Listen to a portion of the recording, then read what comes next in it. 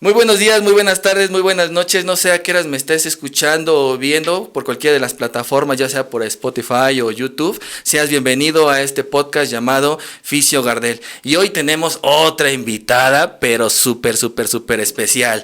Démosle un fuerte aplauso a la doctora Karen, por favor. Gran producción. Ahorita le vamos a dar la oportunidad de que se presente la doctora Karen, que se presente con todos ustedes, que platique qué ha hecho en su vida, cuál es su formación y para dar a pie al tema que tenemos en esta plática, que cuál es, principalmente es hablar sobre más o menos qué tiene que ver la medicina y la terapia física, cómo trabajan de la mano, o si no trabajan para nada de la mano, qué tanto conoce un médico sobre terapia física o cómo nos ven ellos y nosotros cómo los vemos a ustedes. Es el tema del día de hoy y ya te cedo la palabra para que te presentes, nos cuentes en dónde estudiaste, qué has estudiado, que tiene que ver mucho con deportivo, muchachos. Hola, ¿qué tal? Buenos días, noches, tardes, quién sabe a qué hora nos vean. Bueno, me presento, muchísimas gracias por la invitación. Mi nombre ya, como nos dijiste, es Karen, así me gusta que me digan, Karen. Excelente. Nada más. Tengo dos nombres, pero Karen. Y bueno, acerca de mi formación, ya como lo comentabas, yo soy médico con una especialidad en medicina del deporte y la actividad física, la cual me habla la Universidad Autónoma del Estado de México, la UEMEX. Entonces, soy egresada de la especialidad de allá, pero de la licenciatura por la Universidad Michoacana de San Nicolás de Hidalgo. Y bueno, ya a partir de, ahora sí que andando suelta, en lo que es el campo de la medicina del deporte, es a partir de aproximadamente el 2014. Entonces ya llevo algo de años en bueno, este no hay que terreno. contar años. Es más conocimiento y sabiduría, simplemente. Excelente. ¿Dónde trabajas actualmente? ¿Dónde te desempeñas? Actualmente soy médico del deporte y también funjo como jefa de enseñanza del Centro de Excelencia Médica en Altura, el cual pertenece al Club Pachuca. Fíjate que eso fue otro motivo por el cual también estaba muy interesado que vinieras, porque como también eres docente, tienes esa experiencia con alumnos, con gente que está aprendiendo, que se está desarrollando en cierta profesión del área de la salud, y es importante porque nuestro público principal son estudiantes. Por ahí hay uno que otro egresado y un profesional que de todos modos no nos hace mal recordar cosas de estudiante, ¿no? O cómo ve las cosas un profesor, aparte de que practica su carrera. Exacto, yo creo que en eso nos vamos a entender porque también eres docente, ¿no? Sí, yo no tengo mucho tiempo, empecé en el 2018, recuerdo hasta la fecha, 15 de enero del 2018. O sea, voy apenas como para 3 años. Con la docencia. Sí, con la docencia. Sí, porque yo estaba trabajando en un hospital. Ahí en Cruz Azul. Ahí estaba trabajando y no sé, yo creo que a mí me pasó que tuve que decidir si seguir creciendo en esa área de Cruz Azul, en ese hospital, en esa institución o familia. Y decidí familia y fue cuando me abrieron las puertas de la institución en la que ahorita pertenezco, a la universidad, y encantado de la vida, ¿eh? Yo sí era de los que nunca daré clases y ahora estoy enamorado, ¿eh? Me encantó. Sí, yo creo que eso nos pasa mucho a los docentes que, bueno, tal vez que estamos ahorita, porque somos ahora sí que egresados de una profesión, ¿no? Fisio, sí, médico, pero no nos enseñan en la universidad cómo dar clase. Entonces, a mí por esa inquietud también me surgió y yo hice una maestría en educación y docencia porque dije, bueno, tal vez les transmito a mis alumnos, pero a veces los veía y decía, creo que no me entienden. Pasa mucho. Entonces dije, no, me voy a meter a algo para saber exactamente como por dónde guiarlos, ¿no? Entonces, pues también tengo esa antecedente de la docencia ahí. Es que yo creo que es a mí lo que me ha atrapado. Yo he visto muchos profes que tienen mucho conocimiento y luego les cuesta trabajo transmitirlos. Y hay otros que lo transmiten con tanta facilidad y los alumnos lo saben, se dan cuenta. Y también ese esfuerzo es hermoso para la docencia. Pero bueno, ¿te parece si entramos en materia sobre el título? Claro, ¿vale? Adelante. Que me gustaría empezando fuerte, ¿sí? ¿Qué piensas de la terapia física? ¿Qué piensa de la terapia física? Sí. Yo respeto a los fisioterapeutas. Algo que me decías hace rato es la parte de la relación, yo qué pienso como médico, creo que es muy importante. Yo creo que es una licenciatura como tal muy buena. Es algo que viene y que surge de acuerdo a las necesidades de la población mexicana y que actualmente tiene un auge muy importante en la parte deportiva, por ejemplo. Sí. Y que a mí me gusta decir, bueno, yo soy médico y yo no me voy a meter en el área de terapia como ejercicio terapéutico y eso. Y siempre mi frase en ese aspecto es zapatero a su zapato, sí, ¿no? Claro. Entonces yo como médico y tú como fisio, y creo que es una de las mejores licenciaturas, creo que aún tiene mucho para crecer, no solamente, bueno, aquí en el país obviamente, y en muchas subespecialidades que ustedes manejan, en la parte clínica, neurológica, ¿no? Sí, que manejan, sí. Deportiva, entonces pues tienen mucho campo respiratorio ahorita con todo esto de la pandemia. Sí, fíjate que qué bonito que te expresas. Yo salí aproximadamente de clases como en el 2010 más o menos, y cuando salí estuve en un hospital, X hospital, en donde veía mucho médico, que mayor sobre todo, no joven, mayor, yo creo que con otras creencias, con otras enseñanzas, y sí era muy complicado trabajar con ese tipo de médicos, porque yo creo que también la terapia física se tiene que dar su lugar poco a poco, porque relativamente es una carrera nueva, relativamente. Lo que he notado que el médico cada vez aprende a trabajar mejor con el terapeuta, y sobre todo el terapeuta saber también trabajar con un médico, porque muchas veces el terapeuta, te hablo de mi frontera, decimos, es que el médico no me toma en cuenta, es que el médico ya me manda el tratamiento y piensa que soy su trabajador. Y no, yo he visto que también el terapeuta físico ha aprendido a trabajar de la mano, porque creo que es así la labor, aprender a trabajar de la mano.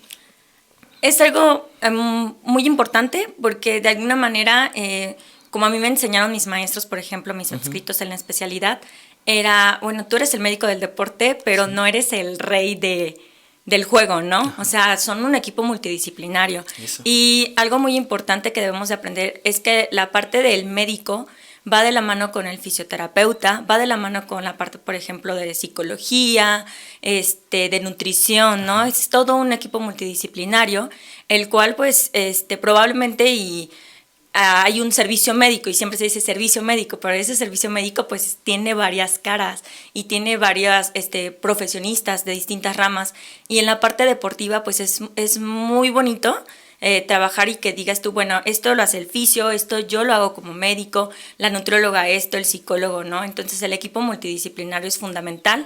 Y pues que cada uno respete ahora sí que las funciones que tiene, y cada uno que conozca sus limitaciones. Eso es muy cierto, porque no sé si has escuchado, yo sí he escuchado hasta terapeutas, por ejemplo, que quieren medicar. Y de momento no es nuestra área, es más, no es nuestra área medicar. Eso es otra cuestión, otra área. Muchas veces también el terapeuta físico también se quiere sentir psicólogo, ¿no? O sobre todo entrenador físico. Y como tú dices, si respetamos áreas, creo que podemos trabajar perfectamente de la mano. ¿Tienes alguna experiencia trabajando con algún terapeuta? Sí. ¿Que puedas contar? ¿Ha sido una experiencia? Sí tengo experiencia. Te puedo decir que al principio, yo creo que como todo, y hace rato tú lo comentabas, de que te costó trabajo que el área médica dijera, bueno, es un fisio y esto hace el fisio, ¿no? Uh-huh. En la parte de la medicina del deporte nos sucede lo mismo, porque es una especialidad que no muchos conocen, ¿sí? Que también es ahorita yo creo que muy importante, y ya se está tomando como que otra cultura de lo que hace un médico del deporte, sí, como tal. Pero recuerdo mucho en una universidad del 2015 que me enviaron a la Universidad de Monterrey, y yo le decía a la fisio, oye, ¿me puedes apoyar con esto? Y ella me decía, no. Y yo dije, pero ¿por qué yo nada más te estoy dando una indicación? No soy jefa, o sea, éramos un equipo, sí, ¿no? Sí. Nos mandaban en parejas, de hecho, y con diferentes deportes, ¿no? En este caso me tocaba softball, taekwondo, judo, y cubrir esas disciplinas, ¿no? Y teníamos que repartirnos, por ejemplo, el ir a visitarlos a los hoteles, a los chicos, ajá, ir a tomar signos y eso. Entonces, era un apoyo, ¿no? No, el hablarnos y el respetarnos, yo creo, como fisio, como médico, y pues para hacer un buen equipo como tal. Esa es, yo creo que la única mala experiencia que he tenido con la parte de los fisios. Actualmente con el servicio de terapia del hospital, pues creo que no existe eso. Tenemos comunicación, y como lo dije en un principio, ¿no? Yo digo, bueno, no me meto en decirles, ay, pon ultrasonido pulsátil al tanto, la ¿no? Frecuencia, no, la frecuencia, no. Al contrario, a veces bajo y les platico el caso del paciente, ellos me dan recomendaciones y yo creo que acordamos como tal. Y así debe de ser. Es una retroalimentación, ¿no? Es una información que se da y se comparte. Fíjate que ahorita que dijiste taekwondo, me vino un flashback, un recuerdo de mi primera experiencia como terapeuta, trabajando con un médico deportivo. Aquí en Pachuca fue en un torneo de taekwondo, Y la verdad ahí empecé a respetar mucho, mucho lo deportivo. Muchas veces queremos trabajar todos en deportivo, ¿no? Queremos fútbol, taekwondo, natación. Pero cuando estamos en el campo vemos así, no sé, a mí me impactó mucho esa vez en taekwondo ver combates ya a alto nivel, ya así a ras de, como dirían, a ras de campo, ver los golpes que se dan, los traumatismos, los golpes que se dan en ese momento y cómo se tiene que actuar de inmediato. Me tocó un caso en donde el médico con el que estaba tuvo que decir que no podía concursar más, el taekwondista, por salud, por cuidar la integridad de salud. Cómo se enojaron los participantes. Y a mí me sorprendió mucho cómo el médico trató esa situación. Calmó al deportista, calmó al coach y les dio a entender que era parte de la salud. Ahí me di cuenta que es una labor muy grande. No solo, o sea, es un conjunto de todo. Sí, bueno, yo también en este caso, así como lo platicas, y lo vives, ¿no? Sí. Y yo creo que conforme van pasando los años adquieres más experiencia y más conocimientos, pero también de lo que vas viviendo y de lo que vas viendo con el resto de tus compañeros. En alguna ocasión en Centroamericanos me tocó en Veracruz, ¿te acuerdas? 2014, que se llevaron a cabo acá en México. Sí. Y en esa ocasión, como dices, de hecho cubrí igual lucha, box. El box debe estar terrible también, Sí. Verlo en tele y verlo en no es lo mismo. No es lo mismo definitivamente. Y ahí te vas dando cuenta de cuestiones o de lesiones que identifican cada uno de los deportes, ¿no? Y el decir, bueno, yo me quiero dedicar a esto sí me gusta, esto no. Y yo creo que donde más veía lesiones y me llamó mucho la atención, nos vamos, bueno, también en esta parte en Boca de Río, que se llevaron a cabo lo de las competencias de taekwondo, de box y todo. Y en Jalapa estuve un tiempo cubriendo ciclismo. Y en ciclismo de pista no tienes una idea el cuándo de las vueltas y cuando se llegan a juntar todos y en cadenita, ¿no? Las velocidades que toman, supongo. Exacto. Y ahí, como tú mencionas, a mí me tocó ver el hecho de que, por ejemplo, los médicos colombianos empezaban a tomar muestras de sanguíneas, de capilar, como tal, y ellos censaban y todo, y decías, ellos hacen esto, ¿por qué nosotros no hacemos, no?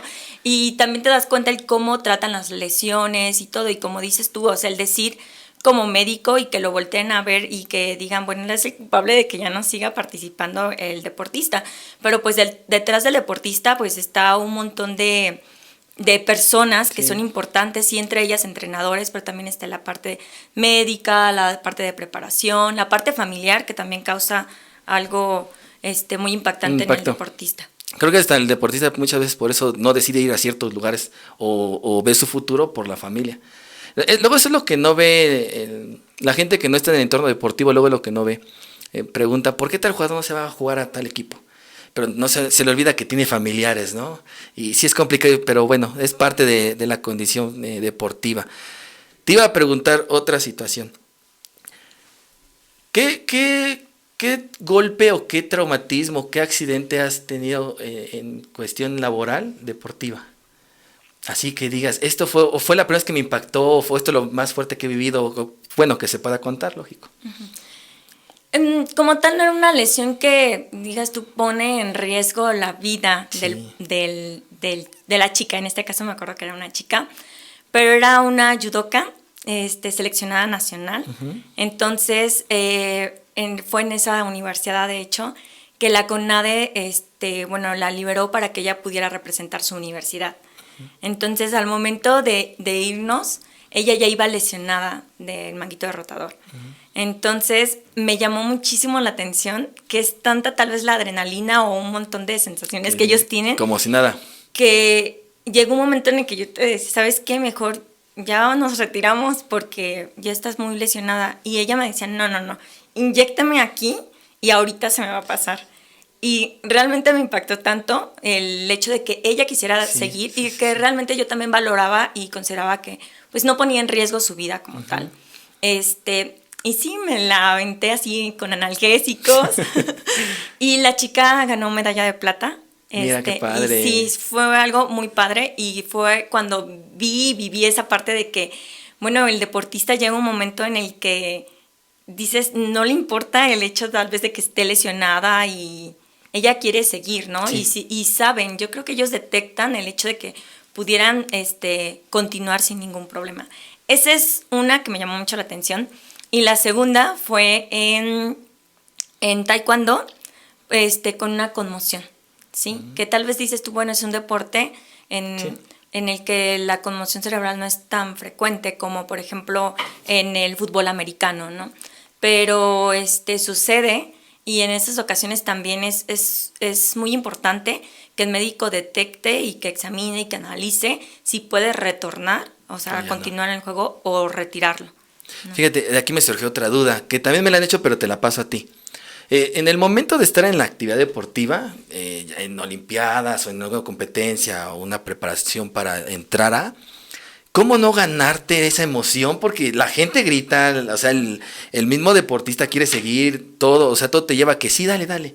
¿Cómo controlar esa emoción en ese momento para tener realmente un criterio para saber si puede seguir o no un deportista?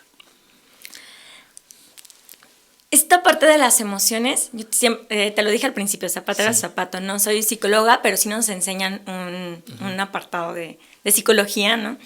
Y te lo voy a contar por experiencia. Yo creo el hecho de la confianza que pueda depositar en el fisioterapeuta o en el médico, el deportista, es fundamental, ¿no? Y la comunicación que se tengan como tal, el seguimiento que se le da al deportista. Algo importante que les comento, por ejemplo, a mis alumnos, es nosotros siempre nos trabajamos de lleno y ellos quieren ver el entrenamiento físico como tal, ¿no? Y quieren ver, pues físicamente quieren ver bien a su deportista, ¿no? Los evalúan y quieren todo bien. Pero yo les digo, para que su deportista tenga un buen performance, entonces también trabajen en el entrenamiento invisible, y que es algo que muchas personas lo dejan a un lado, ¿no? O sea, ¿cuál es el entrenamiento invisible? El entrenamiento invisible, por ejemplo, incluye el que esté realmente, mentalmente, tu deportista al 100, que tenga un buen descanso, que tenga un buen sueño. Lo externo al gimnasio, al entrenamiento. Exacto, lo diferente, ¿no? Lo que es aparte totalmente y que nadie voltea a ver. Hasta la higiene, ¿no? Yo les decía a los alumnos cuando vimos ese tema, cómo el cortarte las uñas, por ejemplo. Si a un futbolista le cortas mal las uñas, imagínate todo lo que pudiera llegar a pasar, ¿no?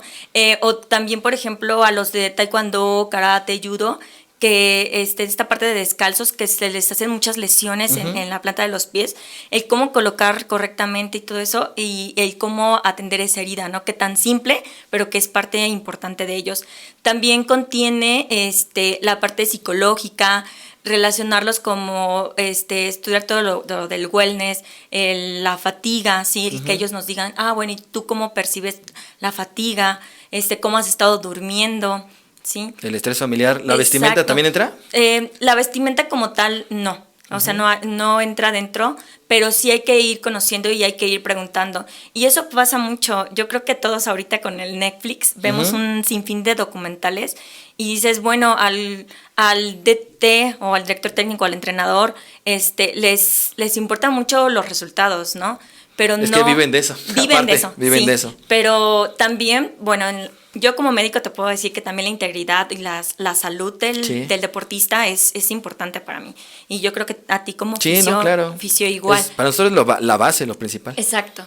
Entonces, si nosotros no indagamos un poquito más allá de lo que ocurre en la parte psicológica, ¿sí? Y no lo analizamos, nos podemos topar con un sinfín de cosas que le están pasando a nuestro deportista y que probablemente desconocemos, y que se ve afectado su rendimiento deportivo como tal. Sí, pues mira, qué interesante eso, ¿eh? Vamos a empezar con las preguntas porque nos llovieron muchas, tuvimos que elegir entre varias, tuvimos que elegir, y para que no se nos haga muy largo el video, vamos a empezar con la primera pregunta. Jefa, a ver, te escucho. Tenemos muchas preguntas, muy interesantes algunas, y vamos a leer la primera, que dice: como médico, ¿qué opina de los ejercicios donde la rodilla pasa la punta del pie? Sentadilla profunda, por ejemplo. Esa es muy buena. De hecho, hace poco, yo creo que como 2 meses, 3 meses, estaba leyendo un artículo relacionado. Pero a todos nos enseñan el hecho de no pasarla, ¿no? Sí. Que no tiene que pasar la rodilla relacionada con la punta del pie. Te voy a interrumpir. A mí me los llegaron a enseñar hasta en la universidad, ¿eh? Así profesores me decían que no pase.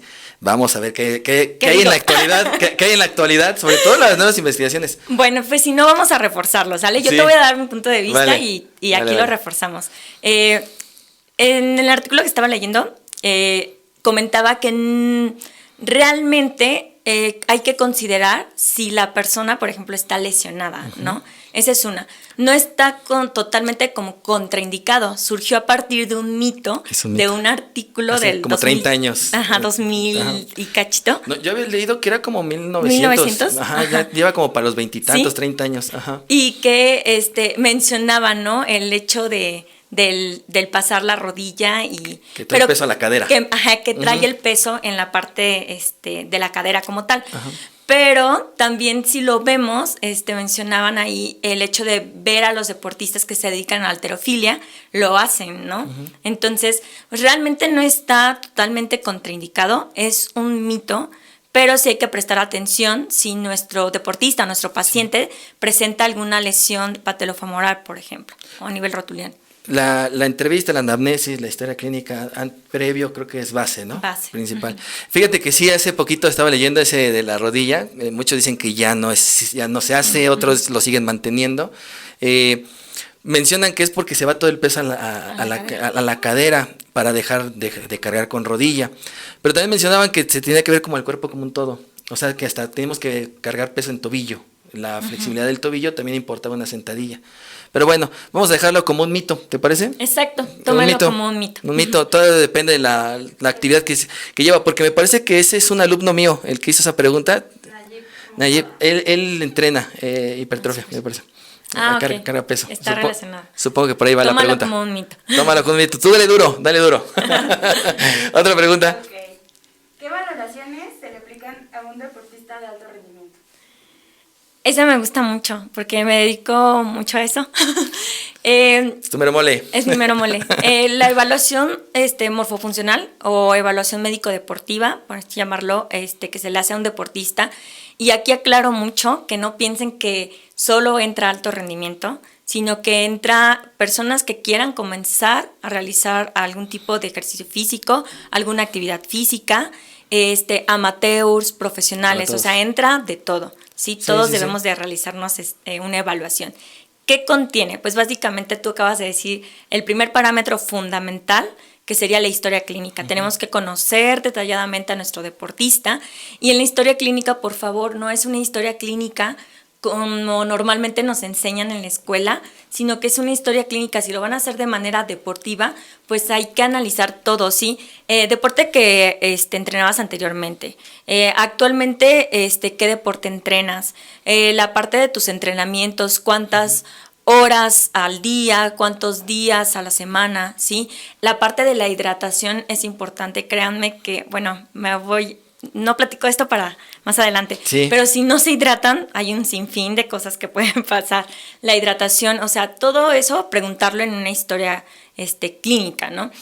Posteriormente, el irnos acá donde laboro, nos separamos por estaciones, y así es en todos lados. Estuve en Toluca también evaluando allá, y así lo manejan como estaciones. Incluye la parte médica, que hacen la historia clínica, y como lo decía desde el principio, es todo un equipo, porque la parte de terapia física interviene con las evaluaciones neurofuncionales, por ejemplo. Pueden hacer, dependiendo, análisis de marcha, ¿no? Algunos otros test que incluyan. Aquí en Pachuca, ¿cuál es la de planteoscopia? Coordinación, equilibrio, fuerza. Ajá. Ven la parte de acortamientos, ven la parte de pinzamientos, y la parte de fuerza, o lo de debilidad muscular.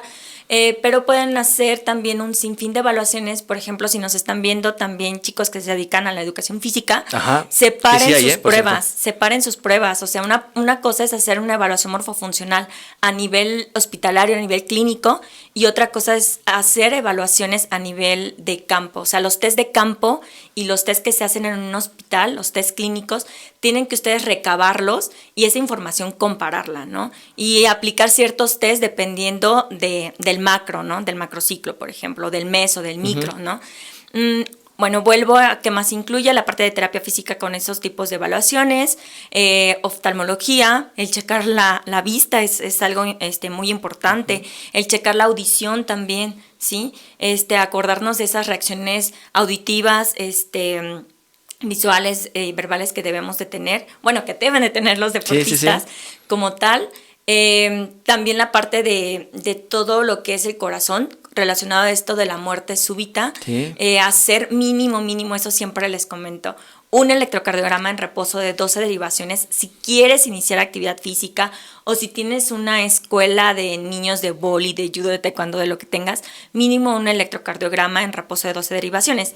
Ya si te quieres ir un poquito más allá y dependiendo de la edad de los deportistas, hacer prueba de esfuerzo, por ejemplo, ¿sí? O el ecocardiograma, que puede ser como tal un estándar para detectar alguna normalidad relacionada a la muerte súbita. Que eso se puso todavía más como de moda, permíteme la palabra, a partir de, me parece, 2010, de que empezaron a haber muchos deportistas que morían de forma inmediata en el campo, en el entrenamiento. Entonces, ahí vemos la importancia de estos tipos de valoraciones. Mucho.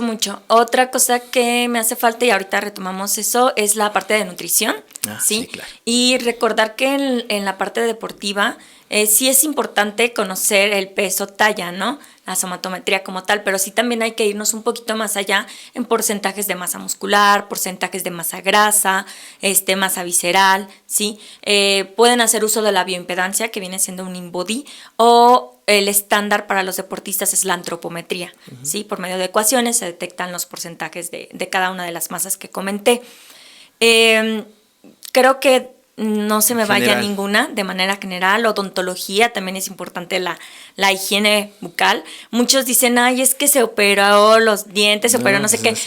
Bueno, sí, es por estética, pero también porque fisiológicamente pueden pasar un sinfín de cambios y se ha visto relacionada con lesiones musculares, ¿no? También. La postura también se afecta. Sí.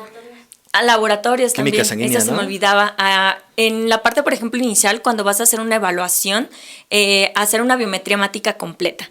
Una química sanguínea, mínimo, dependiendo de lo que tú quieras conocer, mínimo unas de 6 elementos, ¿no? Y pues ya dependiendo, pueden hacerse enzimas, que pueden ser enzimas relacionadas, por ejemplo, a la parte muscular o a la fatiga, sobreentrenamiento, como CPK, DHL,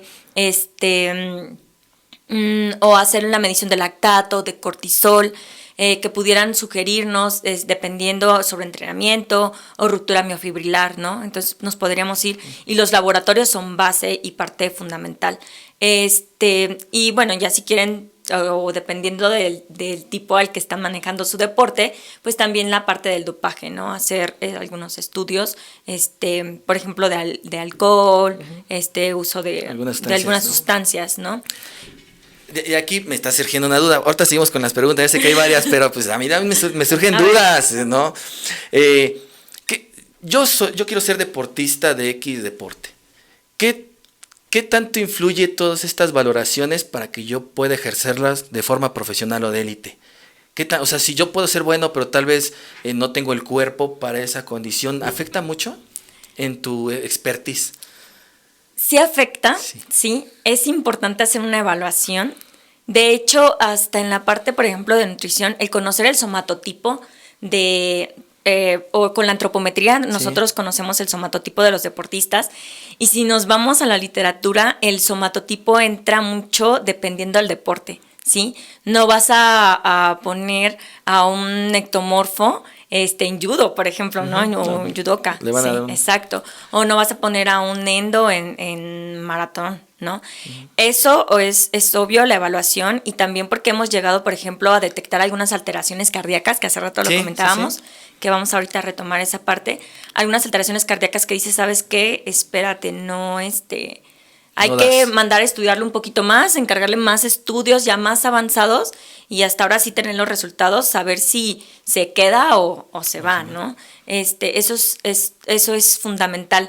Y aparte, otra cosa que probablemente aquí en México no conozco ninguna clínica que lo haga como tal, pero la parte genética, Sí, eso está muy relacionado, o sea, si nacemos con el gen. En el fútbol se dice entre pasillos, por eso se le da un poquito, a ver si no me regañan, pero se le da un poquito más de oportunidad luego al hijo del futbolista, por el gen y por toda la enseñanza que lleva desde pequeño que al externo. Pero es cierto, la genética luego sí importa. Sí, es muy importante. Vuelvo a la plataforma famosa de pelis. Hay muchos documentales ahí. Sí. Hay uno muy, muy bueno que relaciona, por ejemplo, en los corredores, en los jamaicanos, ¿se puede decir? Sí. Que ellos están como, o sea, ya traen el gen, Bolt, por ejemplo, para velocidad, ¿no? Entonces, eso se ha visto que está como tal ya a nivel genético, ¿no? Probablemente, por ejemplo, México tiene, ¿por qué no?, muy buenos jugadores, ¿no? Ciclistas también hemos tenido aquí, ¿no? Pero luego por eso el mexicano es mejor en unos deportes que en otros. Que en otros, exacto. Sí, los maratones. Los maratones. ¿No? Somos buenos ahí. Estamos acostumbrados al sol. Por ejemplo, ahorita que hablas de Usain Bolt, tuve la oportunidad de conocerlo. Ay, no, es algo impresionante. Yo cómo llegué ese día, llegué así como una semana hablando de lo mismo. Es impresionante su físico, la altura, y dices con razón. O sea, este cuate es especial. Simplemente de verlo, su presencia, y habla de genética, ¿no? No sé, de su entrenamiento. Él hablaba mucho del entrenamiento y de cómo muchas veces él no tenía ganas de entrenar y su cuerpo de entrenamiento, los médicos, terapeutas, todo, lo obligaban y lo entusiasmaban y lo motivaban. De hecho, algo que me llamó mucho la atención en el documental que vi relacionado a esa parte de cómo hacen la selección, porque eso es importantísimo, dicen se hace, nace o se hace, ¿no? Ajá. Pero cómo seleccionan, por ejemplo, en Jamaica, hacen un test literal de 100 metros en tierra, y así empiezan a elegir a los niños. Súper amateur. Ajá. Entonces, es algo que algunos estados de aquí, de la República Mexicana, lo hacen. Por eso tienen muchos talentos deportivos en olimpiadas nacionales, en universidades, por ejemplo, ¿sí? Por ejemplo, Nuevo León tiene muy buena detección de talentos, Jalisco, Estado de México. Bueno, también, Hidalgo, ahí va. Ahí va. Sí, antes era Guadalajara. Ahora, sí, Jalisco, el CODE, todo eso. Sí, pero yo creo que ya bajaron un poquito. Sí, la categoría. Sí, ya bajaron. Otra pregunta, jefa. A ver. ¿Cómo determinar que una persona no pueda hacer ejercicio? Lo podemos determinar, y ya lo comentaba ahorita, dependiendo de la evaluación, ¿sí? Dependiendo de las necesidades. Y algo que me gusta mucho, que comparto con los fisios, es, pues, el movimiento es vida, ¿no? El hecho de que probablemente esté lesionada de la rodilla o del tobillo no significa que no pueda trabajar otras áreas de su cuerpo. Entonces, o hasta simplemente el hecho de que esté postrado en cama, mover, ¿no? Movimientos. Hacer la evaluación es fundamental, y de esto depende el que diga yo o la parte médica puede o no puede y qué tipo de actividad puede hacer, y por medio de esto nosotros realizamos la prescripción. Fíjate que ahí viene un punto del tema principal de cómo trabaja en equipo el terapeuta y el médico, porque antes, sí, por un fracturado que le ponían yeso, que era muy común antes, no me lo toques, ¿no? Quédate en casa 2 meses, 1 mes, lo que tenga que ser. Hasta 3, y después a ver si encuentras un terapeuta. A ver, en la actualidad muchas veces al otro día que lo operan, te lo mandan. Y es un trabajo en equipo donde te dicen, mira, muévelo, pero esta no me la toques, esta parte no me la toques, mientras puedes mover otras extremidades, otras partes del cuerpo para que exista movimiento. Y sí, es parte de cómo se trabaja en equipo el médico y el terapeuta, y eso no es más que beneficio para el paciente, nada más trae beneficio para una recuperación más rápida. Exacto, eso es muy muy bueno. Una más, porque si no nos vas a quedar sin preguntas. 2 más, órale.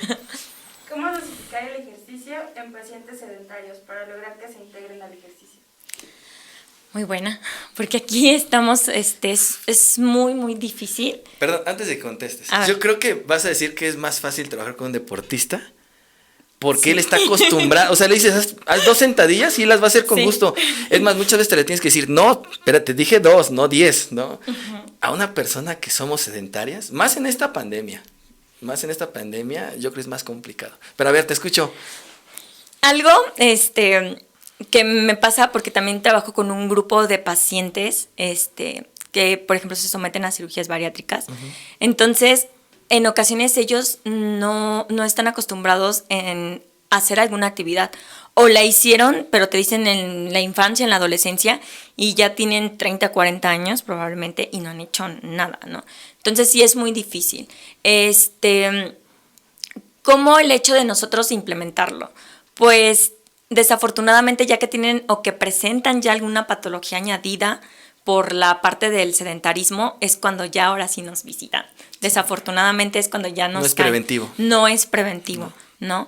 Entonces, ¿qué sugerir? Bueno, yo en ellos sugiero primero obviamente, impulso el hecho de que se hagan una evaluación. Ojo, todo lo que yo dije de las estaciones de evaluación me pueden decir, ay, eso es muy caro. Pero si no, ustedes armen una muy básica. Yo, por ejemplo, a estos pacientes no les hago una prueba de esfuerzo.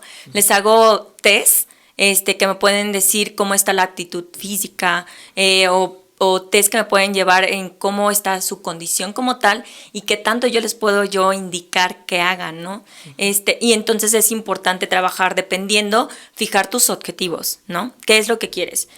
Mejorar la capacidad cardiorrespiratoria o aumentar la fuerza muscular. Pero que tenga objetivos reales. Exacto. ¿no? Porque muchas veces tienen sobrepeso y viene la boda de la hija, del sobrino y quieren en una semana Rápido. cambiar y no. O sea, tiene que ser objetivos reales a corto y mediano y largo plazo, ¿no? Exacto, porque sí también me ha llegado a pasar de que me dicen, me llevan hasta fotografías. Quiero así. Y no es ni el cuerpo. No, entonces Sí. dices, bueno, pues es que es dependiendo también y pasa lo mismo con el ejercicio físico, pasa lo mismo que ustedes con la parte de terapéutica, ¿no? Pues lo vas a hacer, o sea, tú te tienes el paciente se tiene que, pues ahora sí que casarse con su rutina, ¿no? O con lo que va a realizar, con lo que se le indique como tal, para que se lleve a cabo y vea resultados. Y yo algo muy claro que les digo siempre, o sea, no los vas a ver al mes, no los vas a ver inmediatamente, o sea, no, es difícil, ¿no? Dependiendo de qué tanto Sí. te apegues, pero poco a poco los vas a ir viendo. Y a veces eso es lo que les desespera y lo abandonan, ¿no? Estaba viendo, fíjate que creo que fue un TikTok, me parece, en donde decía que cómprate una báscula y pésate, pero no te peses diario, porque eso frustra. El estarte pesando diario va a hacer que te bloquees y ya lo dejes de intentarlo. Dice, mejor cada 15 días para que veas cambios. Porque es cierto, el mexicano de por sí es así, quiere todo ya. No quiere trabajar para llegar a un punto específico, quiere resultados ya. Y creo que de ahí viene muchas veces la poca actividad en este país. Muchísimo. Y desafortunadamente ahorita te puedo decir que en adolescentes, Sí, lo estamos viendo.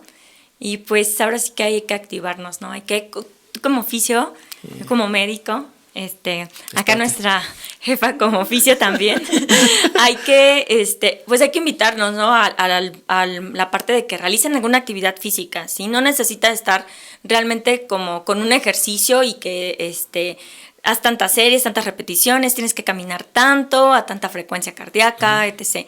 Sino que mínimo movernos, ¿no? O sea, ponernos objetivos, ya lo hablábamos, y ya dependiendo de esos objetivos, pues ahora sí, nosotros mismos a veces decimos, bueno, quiero más, o puedo más, ¿no?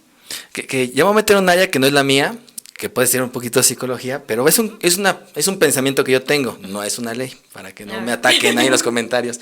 Pero creo que viene a partir de que muchas veces el hijo, los padres trabajan los dos, el hijo se descuida un poquito y llegan cansados los papás y le dan que el celular, que le dan el videojuego, le dan la tele y no le estimulan al deporte. Es lo que la otra estaba hablando con un amigo, que ya el fútbol ya no hay tanto aficionado como antes. Los deportes ya no se ve practicar tanto como antes. Nada más se ven en las casas con las teles prendidas. Y eso no es bueno. Tenemos que motivar y promocionar el ejercicio. Por salud, simplemente. Por salud. Tanta enfermedad. Estaba haciendo un estudio que en Tulancingo, por ejemplo, la mortalidad principal es por hipertensión. Sí, hipertensión. Y te aseguro que es por nada de ejercicio y la alimentación que llevamos. Ahorita que dices hipertensión, para que vean los efectos del ejercicio, decía un maestro, el ejercicio es un fármaco bien dosificado solamente. Y he tenido pacientes, obviamente no pasa de la noche a la mañana, sí, claro, pero que poco a poco empiezan a implementar la parte del ejercicio y llegan y ya sea el cardiólogo o su médico internista ajusta su dosis, o algunos hasta han dejado su medicamento, ¿sí? Sí. Pero también depende mucho de la voluntad que tenga el paciente. Sí, fíjate que es cierto que muchos hasta dejan medicamento por realizar ejercicio, sí, o se controlan, ¿no? Lo mantienen. A ver, otra pregunta. Vamos a tener que hacer una segunda parte. Vale. Preguntas para una segunda parte. Okay. ¿La fuerza es la base de cualquier deporte, disciplina o ejercicio físico? Sí, no, ¿y por qué? También Okay. Es pregunta. Sí. El chico que... Sí, entrena duro. Yo creo que te vamos a cobrar la consulta. Sí, es importante. Muchas personas le tienen miedo al trabajar fuerza. Yo te puedo decir que, por ejemplo, a mis pacientes bariátricos les dices, bueno, vamos a trabajar fuerza. Y ellos, es que yo no quiero ganar masa muscular, yo solamente quiero perder masa grasa, ¿no?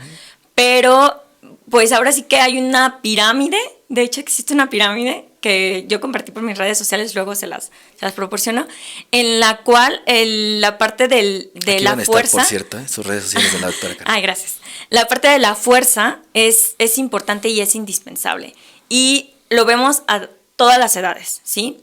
Por ejemplo, en pacientes de la tercera edad, a mí me gusta trabajar ejercicios de fuerza, porque yo les digo, bueno, al rato de fuerza, equilibrio y todo eso te ayuda, por ejemplo, a prevención, ¿no? de caídas, ¿no? Entonces sí es muy importante. Yo considero que es buena y trabajarla sin ningún problema. Obviamente conocer y conocer hasta dónde puedes. Yo siempre les digo, hagan sus repeticiones máximas, calculen sus porcentajes, ¿sí? No se vayan, por ejemplo, la Sociedad Americana de Medicina del Deporte te dosifica el ejercicio con ciertos porcentajes de RM, ¿no? Uh-huh. Se trabaja, por ejemplo, con RM, que algo que quiero comentar, que es importante conocer las intensidades de la actividad física y las podemos medir, por ejemplo, por volumen de oxígeno, frecuencia cardíaca, METs o escala de Borg si no tenemos dinero para comprar un reloj, ¿no? Y es importante, y también para que de esta manera pues dosificarlo. Por ejemplo, en síndrome metabólico, ¿no? Hablando de mexicanos sí, que con estos problemas, en síndrome metabólico te dice, bueno, al 70-80% de tu RM trabajar, ¿no? Fuerza, obviamente. Y muchos tal vez no reconocemos y dices, bueno, es que yo no quiero irme a un gimnasio, pero no necesitas un gimnasio. Ahorita ya con esta pandemia descubrimos que hay un sinfín de cosas que podemos hacer en casa, con cosas simples o sin nada, y podemos trabajar esta parte de fuerza. Sí. Fíjate que ahorita que existe RM, tomé una certificación con la CONADE y ellos lo mencionan como acción máxima muscular voluntaria. Y igual recomienda sacar porcentajes, porque sin porcentajes estás jugando a perder tiempo o a lesionarte o no sé qué. Sí. Entonces es importante la historia clínica, como mencionamos al principio, sacar tu índice, tu fuerza, tu RM o acción máxima muscular voluntaria, como la conozcas, y si por ahí puedes poner la de adaptación del esfuerzo, pues estaría perfecto, sí, ¿no? Sí, de hecho, esto es importante, que yo no los he visto, fíjate que en los gimnasios y algunos de Pachuca ya me he metido, no he visto escalas de Borg, ¿sí? No creo que tampoco muchos trabajen con la parte de RM, lo veo muy difícil. Por experiencia te puedo decir, yo de vez en cuando me doy mi vueltas al gimnasio y veo que le pregunta el coach, alguien nuevo, ¿qué hago? Ahí agarra esas mancuernas, ¿cuánto cargas? No sé. A ver, agarra estas, ¿las aguantas? Sí. Esas, haz 4 de 12, la clásica, sí. ¿No? Y ya, todo 4 de 12 sin saber realmente nada. Exacto, yo, fíjate que para prescribirlos, sí les digo, igual, yo respeto mucho el trabajo de los demás y no me meto en que yo ir a sacar las RMs, no. Pero yo sí les digo, si van a un gimnasio, ¿sí? Díganle al instructor del gimnasio que sí les apoya a sacar las RMs. Que luego, sí. Lo malo es que sí las conocen. Muchas veces. Muchas veces sí las conocen, pero no las aplican. Creo que eso es peor. Sí, probablemente sí. Sí. Y entonces ahí sí ya no somos los malos. O sea, tú lo dosificas, yo lo dosifico, pero que se lleve a cabo por el paciente o por el deportista es otra cosa. Y entonces, pues también aclarar que si no se trabaja tal cual se indica, pues no va a haber resultados. Pues es que también el paciente se vuelve parte del equipo. Sí. Porque si no lo hace, Muchas veces, no sé si en la medicina también se dan indicaciones para casa. Sí, ¿Sí? igual. Y cuando no lo hacen, dices, hijo, ¿cómo? ¿Qué Ayúdame a ayudarte. Sí, igual. Igual, por ejemplo, en la parte de la medicina le indicas, bueno, yo mucho batallo con, si va a salir a caminar, por favor, haga su calentamiento, haga su fase principal, que sería el caminar, y al último realice un estiramiento, ¿no? Un enfriamiento, estiramiento. Los estiramientos no son calentamiento. No. No son. Importante. Y sí es difícil, a veces ellos no lo hacen, o sea, ya cuando... Sí. Yo a veces les doy una hojita y les digo, me marcan qué hicieron. Y ya cuando regresan, no veo la hojita a veces hasta vacía y dices, o sea, ¿qué hicieron? O el paciente mentiroso, sí lo hice. Y lo pones ahí mismo. Y bueno, en terapia física muchas veces recomendamos caminar en ciertas superficies o ir a nadar, situaciones de esas. Y cuando llegamos a la práctica o a los ejercicios en la clínica, te das cuenta que no hizo nada, Aunque te digo que sí lo hizo, no hizo nada, porque hasta luego retroceden. Dicen, no hiciste nada, ayúdame, porfa. Sí. ¿Hay una otra pregunta? ¿Listo? Sí. Karen, doctora, ¿quieres dar tus redes sociales? ¿Algún anuncio? Hay gente que nos sigue. Ya sí las van a compartir, sí, claro, ahí para que estén permanentes y las vean. Y pues muchísimas gracias por la invitación. Realmente no sé cuánto llevamos, pero el tiempo se pasó volando. Sí. Estuvo súper interesante. A ver si luego me aceptas otra invitación más adelante. Claro. Porque yo te aseguro que cuando vean este video nos van a hacer otras preguntas. Se van a quedar picados como yo me quedé picado. Claro, con mucho gusto. ¿Sí? Muchas gracias. Pues muchas gracias por tomarte el tiempo, por venir hasta acá, te lo agradezco mucho y por compartirnos tus experiencias y tu conocimiento sobre todo. Muchas gracias, doctora Karen. Gracias. ¿Sí? Y muchas gracias por vernos. Cuídense y nos vemos en el siguiente capítulo. Bye. Bye.